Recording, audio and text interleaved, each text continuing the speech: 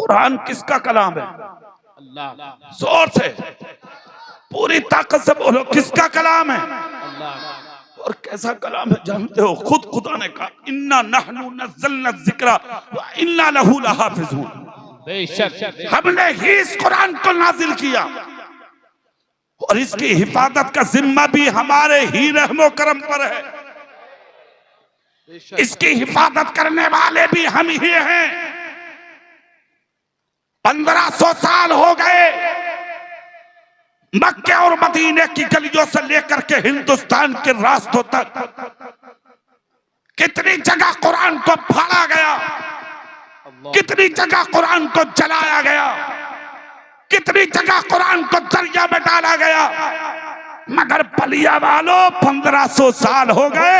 जैसे कुरान कल महफूज था वैसे कि पूरा कुरान आज महफूज है। वाह वाह वाह वाह, माशाअल्लाह। जितनी मुखालफत हो रही है कुरान की, हर साल मदरसों से उतने ही हाफिज निकल के आ रहे हैं। क्या बात है भाई, वाह वाह। जोर से नहीं बोल रहे, जोर से नहीं बोल रहे।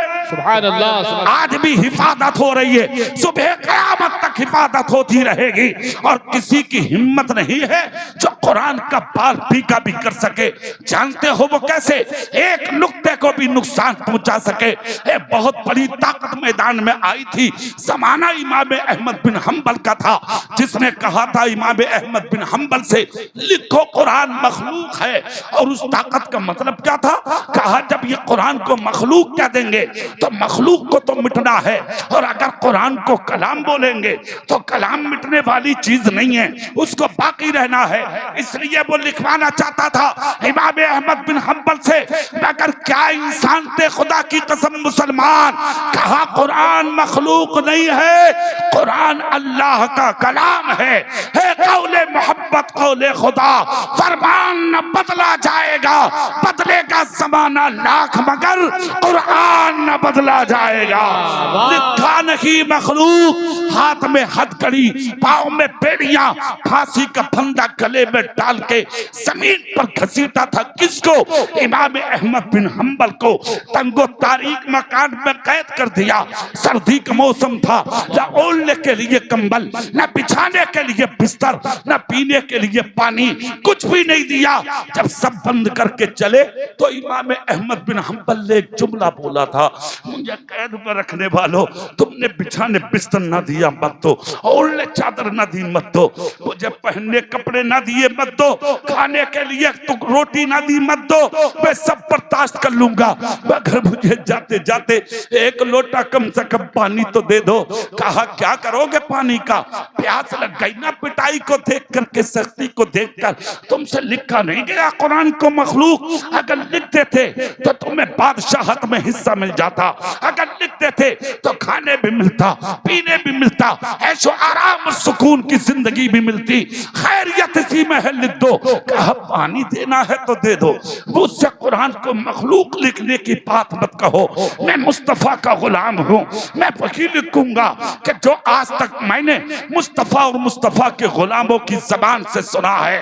खुदा की कसम दरवाजा कैद करते हुए चले और ये कहकर चले तो फिर पड़े रहो, अब तुम्हें पानी का कतरा नहीं देंगे। बलिया वालों, तुम्हें कुरान आसानी से मिला, तुम्हें मस्जिद आसानी से मिली, तुम्हें मदरसा आसानी से मिले, तुम्हें पढ़ाने वाले ये उलमा आसानी से मिले, इसलिए आज तुम्हारी नजरों में इनकी कदर नहीं है। जब दरवाजे से निकली थी वो कौम आपको बंद करके, तो इमाम अहमद बिन हम्बल की आंख से आंसू निकले और आपने एक जुमला बोला था, ए मुझे कैद में रख के जाने वालों, क्या तुम मुझे जाहिल समझते हो? अगर पानी ना दिया तो तुम ये समझते हो मैं तुम्हारे कदम पकड़ के पानी मांगूंगा?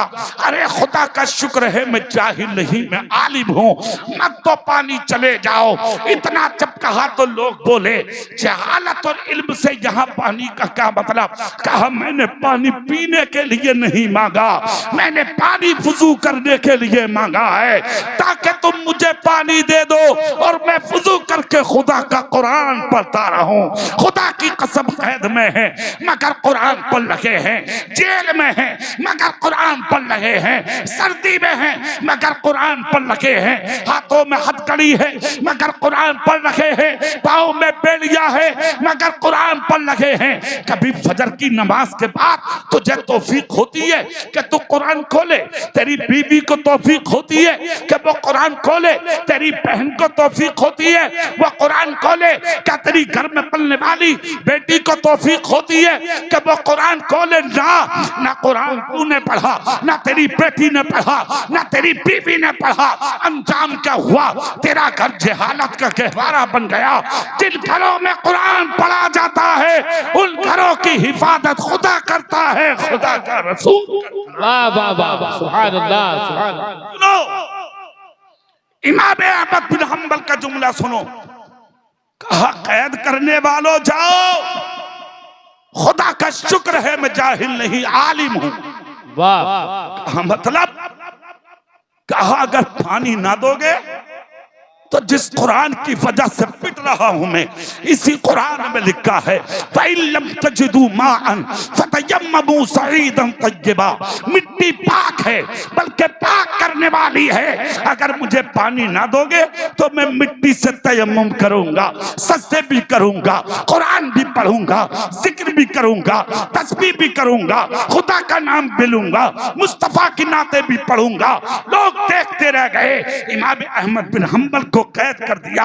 एक मुद्दत के बाद जब दरवाजा खोला तो तसव्वुर ये था मर गया होगा, मगर जब दरवाजा खोल के देखा खुदा की कसम सर सजदे में था और कुरान के तिलावत की आवाज आ रही। वाह वाह वाह, नारे तकबीर, नारे रिसालत। लोग हैरत में पड़ गए, गिरेबान पकड़ के खींच के लाए, कलम हाथ में दिया कि डर गया होगा, लिखो कुरान मखलूक है।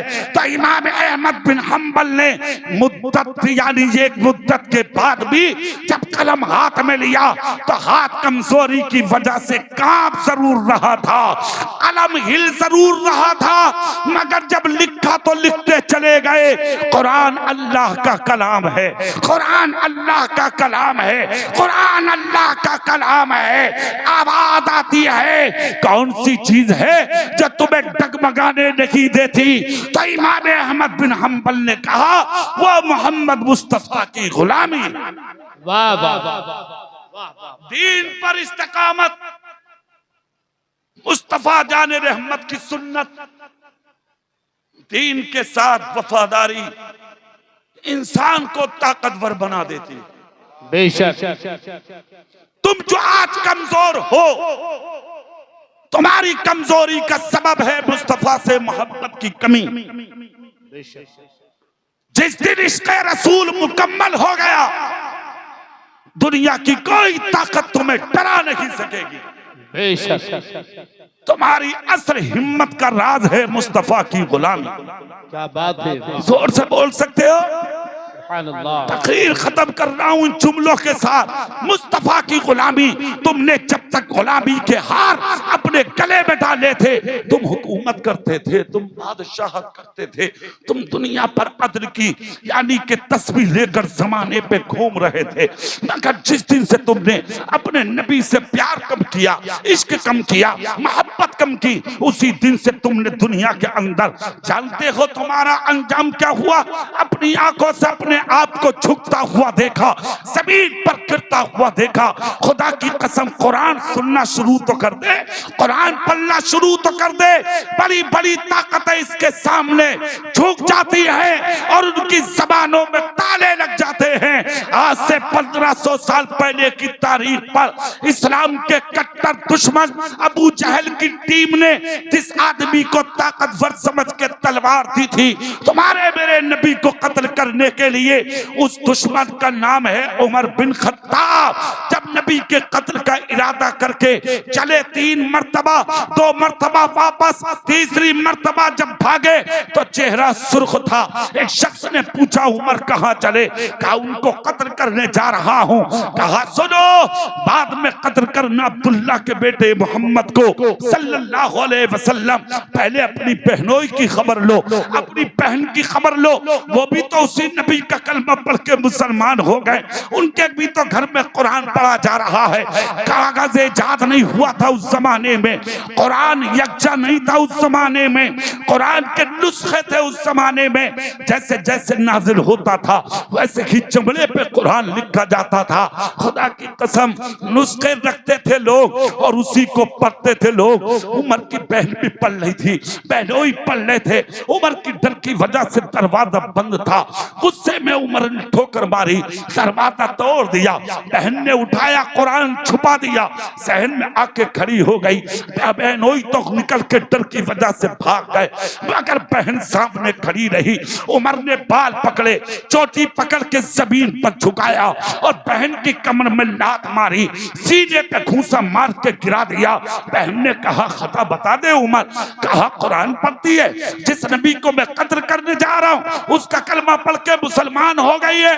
अरे बताना, दिखा ला के मेरे हाथों में रखा है वो कुरान। इतना जब कहा तो बहन ने दुश्मन की आंखों में आके डाल के कहा उमर क्या बोल रहा है, तेरे हाथों में ला के कुरान रख दूं? तो सुन उमर, जिस माँ का दूध तूने पिया है उसी माँ का दूध मैंने पिया है। तेरी बहन हूँ, तेरी बहन, कलेजा निकाल के तेरे हाथों पर डाल सकती हूँ, मगर नबी के सर पर नाजिल हुआ कुरान तेरे नापाक हाथों पर नहीं रख सकती। इतना देखना और सुनना था। उमर बोले तो फिर दिखा दे। वाह वाह वाह, दिखाऊंगी भी नहीं तो उमर बोले तो फिर पढ़ के सुना दे। क्या बात है, वाह वाह। अरे हाँ सुना दूंगी। कहा सुना? तो सूरे तोहा की 3 आयतें पढ़ी थी बहन ने। खुदा की कसम उमर भाग पड़े। कहा जा रहे हो? बोले कत्ल करने। अगर सुनो असल क्या है, खुदा की कसम उमर मेरे नबी की मुराद है। बेशक हक है। उमर मुराद है, मुराद नबी की। चले कत्ल करने। बीच में बैठे थे मुस्तफा, जैसे सितारों के बीच में चांद। क्या बात है। सामने अबू बकर खड़े हैं, इधर नबी बैठे। उमर आ गए सामने से। अबू बकर की नजर पड़ी, देखकर बोले उमर आ रहा है, आका दुश्मन है, इरादे ठीक नहीं है, मगर मेरे नबी से ज्यादा कौन जाने। मुस्कुरा के कहा उमर देखते रहो, आने दो, इसलिए कि मेरा रसूल जानता था कि मेरी मुराद है उमर। पूरी ताकत से बोलो, जोर से बोलो, मेरी मुराद है उमर। अरे आने तो दो। आ गए उमर। दुनिया कहती है कि नबी का चेहरा देखा, तलवार फेंक दी। उमर कहते फेंकी नहीं थी मैंने, जलवाए मुस्तफा पे जब नजर जमी तो तलवार कब गिर गई मेरे हाथ से ये खबर ही नहीं। कलमा पढ़ा, मुसलमान हो गए, मुस्तफा पे सब कुछ दे बैठे, कलमा पढ़कर रुके नहीं। जो तलवार नबी के चाहने वालों के लिए निकाले थे वही तलवार दुश्मनों के लिए निकाले। मक्के में घूमे, अबू जहल के दरवाजे पे कलमा पढ़ा। अबू लहब, उतबा, शेबा, उमैया, जबले अबी कुवैस की चोटी, हर जगह कलमा पढ़ते फिर रहे हैं उमर। मगर किसी की हिम्मत थी जो नजर मिला ले? खामोश। पहली मर्तबा खुल के हरम में नमाज हुई। उमर बोले हमारा दीन सच्चा, कुरान सच्चा, इस्लाम सच्चा, नबी सच्चा, तो छुप के इबादत क्यों? इबादत खुल के हो। ये कुरान की सच्चाई है।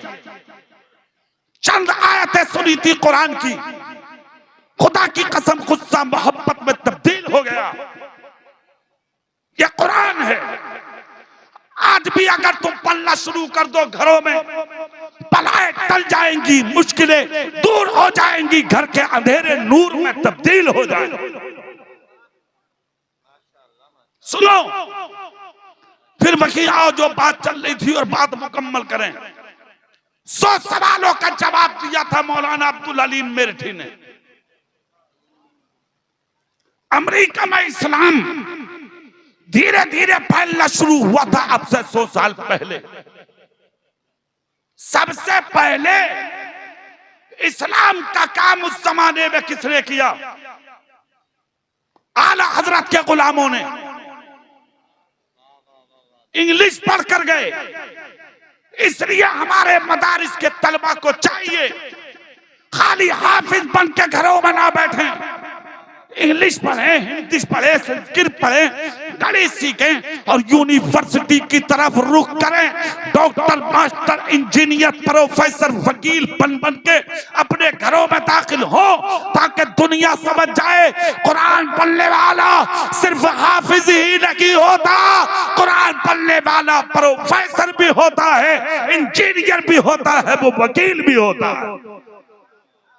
अपने बच्चों को कुरान पढ़ाइए, मदारिस को तक़वियत दीजिए, अपनी मसाजिद के आइम्मा की इज्जत कीजिए, मदारिस में पढ़ाने वालों को इज्जत दीजिए और इस पढ़ने वाले बच्चों की कद्र कीजिए। यही वो लोग हैं जिनके ताल्लुक से नबी ने कहा था उलमा हमारे वारिस हैं। दौलत, शोहरत, इज्जत, इख्तिदार, तख्त, ताज, सल्तनत रखने वाले को वारिस नहीं कहा, इल्म दीन रखने वाले को नबी ने वारिस कहा है। आलिम दीन हमारे वारिस है। ये मकाम है इल्म हासिल करने वालों का, इसलिए जरूरी है इल्म हासिल करो। और दूसरा एक पैगाम लेते चले जाओ। जलसे में नबी ने कहा था तलबुल इल्म फरीदतुन अला कुल्ले मुस्लिम व मुस्लिमा, इल्म दीन का हासिल करना हर मुसलमान मर्द औरत पर फर्ज है। अपने बच्चों को जहां कुरान सिखाते हो वहां अपनी बेटियों को भी इल्म दीन सिखाओ। और एक ऐलान चलते चलते ये भी सुनो, जरूरी नहीं है कि अपनी बच्चियों को पूरी आलिमा बनाएं, आप नहीं, वह आपकी मर्जी है। अगर इसका बचपन है बचपन तो इस बच्ची को आलिमा बनाइए, और अगर ये जवान हो गई है, शादी के करीब है, तो इसको किसी हाल में भी मदरसे में मत छोड़िए, वक्त पर शादी कीजिए और सिर्फ इतना इल्म सिखाइए इसे ताकि ये हराम को पहचाने, हलाल को पहचाने, पाकी को पहचाने, नापाकी को पहचाने। बाप बाप को कैसे समझा जाएगा, सास हुस्न को कैसे समझा जाएगा, बाप के घर कैसे रहूंगी, ससुराल में कैसे रहूंगी, इतना इल्म सीखना बच्ची पर फर्ज है ताकि अपने अकीदे और ईमान की हिफाजत कर सके। बच्चों को भी पढ़ाएं, बेटियों को भी पढ़ाएं। जितना बेटों से मोहब्बत उतना ही अपनी बेटियों से मोहब्बत करें। अपने मदारिस का ख्याल रखें, मसाजिद का ख्याल रखें। दूसरी चीज, मिलजुल के जिंदगी गुजारे मुसलमान। अगर कोई हिंदू भी है, गैर मुस्लिम भी है, तो किसी को नाजायज सताने की कोशिश हरगिज ना करें, इसलिए कि तुम्हारा धर्म, तुम्हारा मजहब किसी को सताने की या टारगेट या उसको टॉर्चर करने की इजाजत नहीं देता।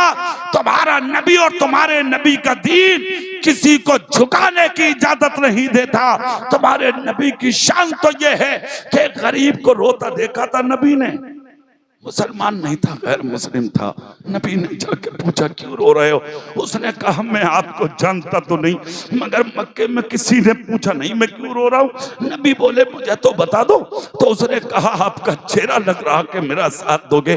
उस शख्स ने कहा इसलिए रो रहा हूँ कि मक्के में जो अबू जहल है ना, मैं उसके यहाँ मजदूरी करता था, आज मांगने जाता हूँ पैसा तो वो मुझे गालियां देता, जलील करता, मेरे सीने पे ठोकर मार के घर से भगाता।